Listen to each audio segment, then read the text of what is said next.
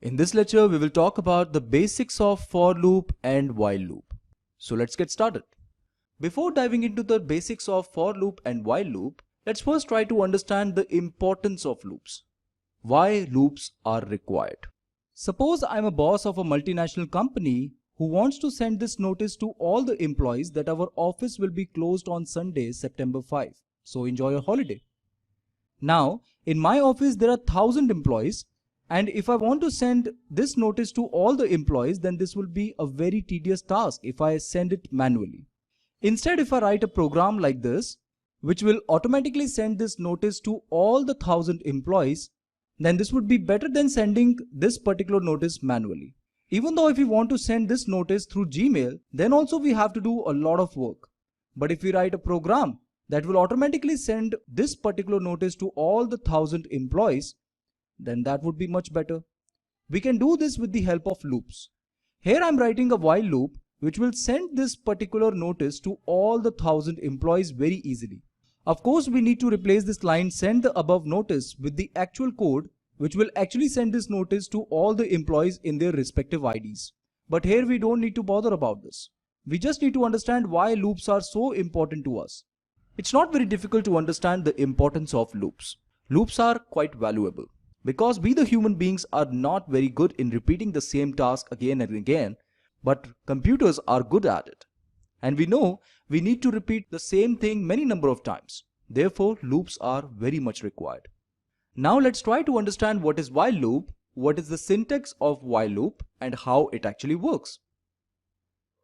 Here is the syntax of while loop, that is while, an expression, and the set of statements written immediately after the while loop. Now if the expression results in true value, then definitely the statements will get evaluated, and after that it will again check the condition, and if the expression still returns true, then again these statements will get executed. It will continue to get executed until and unless the expression returns false. Okay? Now let's consider one example in order to understand how while loop really works. Here I have declared a variable I and I have assigned it a value 3. After that, inside this while loop, I am checking the condition is I is greater than 0 or not.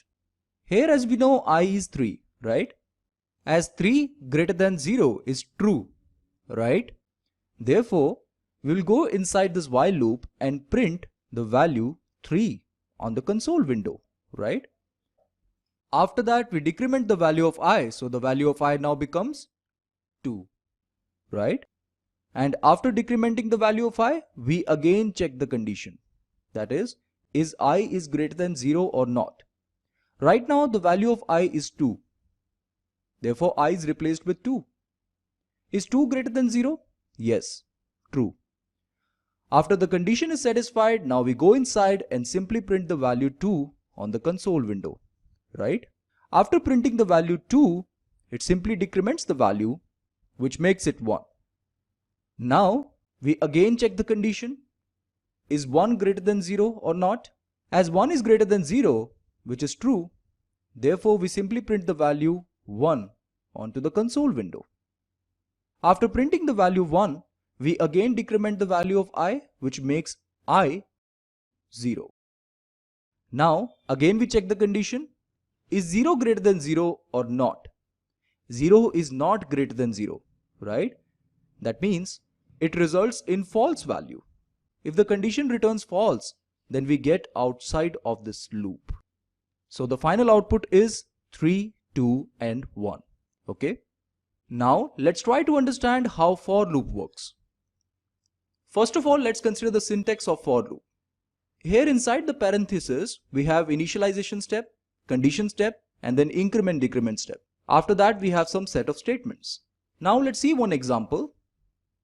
This is an example of a while loop. Here I have declared a variable and assigned it a value 3.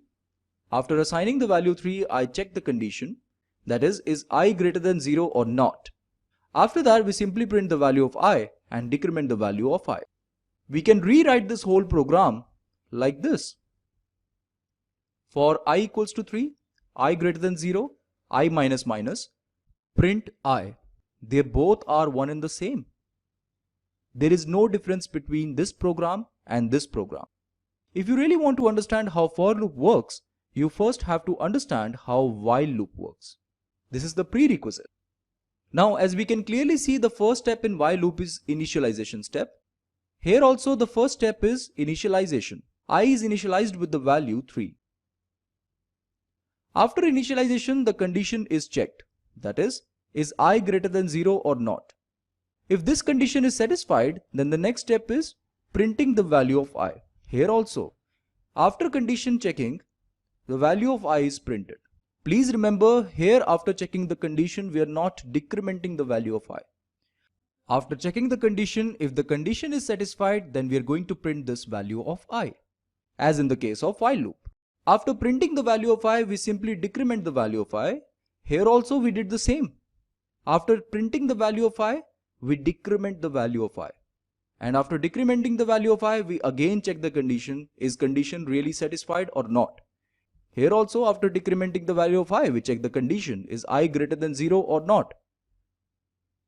If again I is greater than 0, then we again print the value of I. And again we do the decrement and again check the condition and so on. So as you can clearly see, both for loop and while loop are one and the same. But the difference lies in number of lines of code. Here you're just writing 4 lines of code. And here you are having 7 lines of code. It is your personal choice which loop you want to choose for your program.